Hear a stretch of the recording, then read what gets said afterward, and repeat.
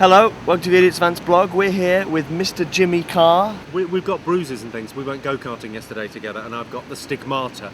You've got the war bruise, just the single. That's pretty bad, isn't it? I mean, that's a horrible thing to have happened. I'm not saying this was Jimmy Carr's fault. Don't prod it.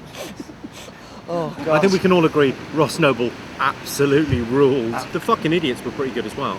Sorry, the fucking idiots of Ants.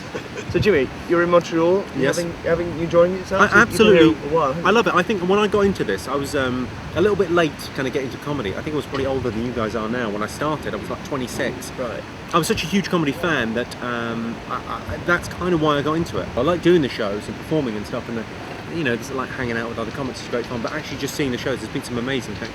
I think Edinburgh is still going to be my favourite because it's discovering things. It's also, I mean, it's July now, but I know next month I'll discover someone who I think's amazing that I've never seen, and I'll never, I had no idea where they came from.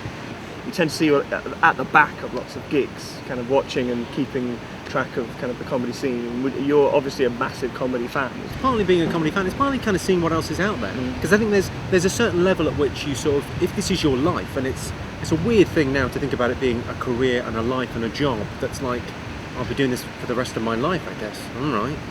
Because you sort of feel like you're going to be found out for the first couple of years. You feel like, at some stage I've got to get a job in a bank, right? Yeah. Haven't I? Okay. No, it seems to be okay. And then you kind of, you go, right, well, this is my job, and I'm sort of taking it seriously. And there's joy in that. And it sort of increases your enjoyment of shows because you can go and see someone who really isn't for you and think, oh, I know I enjoyed that because I like the way he teased that, did that joke, did the audience stuff. And you can sort of, there's always something there to watch.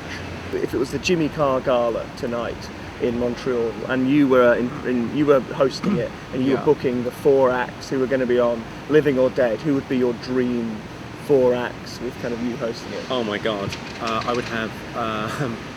I think I could do that off the top of my head. I would have Daniel Kitson, obviously. Partly because he would never do that. He would never do a gala. No. And I think the.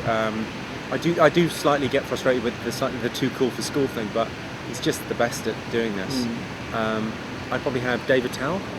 I saw here a couple of years ago. He was an amazing American kind of late night, just super cool. I never get to see enough of him. Flight of the Conchords singing with Sarah Silverman. That would be a cool. I'd have Dimitri Martin and Zach Galifianakis doing a one-liner guitar piano joke off. And it would be like a slam down. Actually, they'd both be dressed as Mexican wrestlers, and they'd be doing a joke off.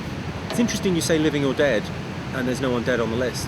Not to, in any way denigrate the great comedy performers that the shoulders of giants were standing on, but it does feel like a very sort of vibrant time for comedy. It feels like there's really great stuff on there. You worked in advertising before you did this, is that right? I used to work in marketing, yeah. I was in a corporate world. I didn't know what I wanted to do, but I knew I wanted to do something else, and it was literally the most retarded thinking you could possibly imagine, because I went from going, well, I'm unhappy, I'd like to be joyful, I'll do comedy. I mean, literally just, okay, like an idiot. Oh, I'll be happy if I do happy things. You're very much, a gag man. I'm Jimmy Carr, these are my jokes. And how do you choose the style you're going to go into? I think ultimately it chooses you. I mean, I don't know how it is doing sketches, but I imagine it's a similar sort of thing. You find yourself writing sketches that are the same length and the same, themes come up year on year. That's all I could do. I remember going to see comedy shows, and I aspired to being like that in a way, but it's all I can do as well. Right. Well, what's your process? Do you lock yourself in a room and kind of just write away? Is it kind of? It's just little and often. I mean, it's just like every day. It's basically, it's all I think about is jokes. In the same way that sometimes when you get really into something, like whether it's Sudoku or crosswords, if that's how your mind works. So, let's say you played too many crosswords, you've got too many of those puzzles on the train. And then everything for the next day, you're looking at words and making puzzles out of them. That's how my mind is constantly on joke alert. One of the treats of this festival of hanging around with Jimmy Carr has been occasionally he would come up to you and just test drive a joke at you. It's a new service I'm working on, which is lap comedy. I like it. I just get an individual and I joke on them. But there's no happy ending. It's just like a. And no touching either. Though. No, there's no touching. Ladies and gentlemen, Mr. Jimmy Carr, thank you very much. Hello. Go and see the Idiots of Ants, because they're not called the fucking idiots. They're called the Idiots of Ants, I think. And they do sketches, and they're like jokes, but like they've got like, okay, how can I explain it? They've got a joke, but then they've sort of teased it out, so it's like a flabby, long mess of a thing. And then instead of just one guy having the joke, it's like 4 guys sharing one joke and then taking like 2 minutes to tell it.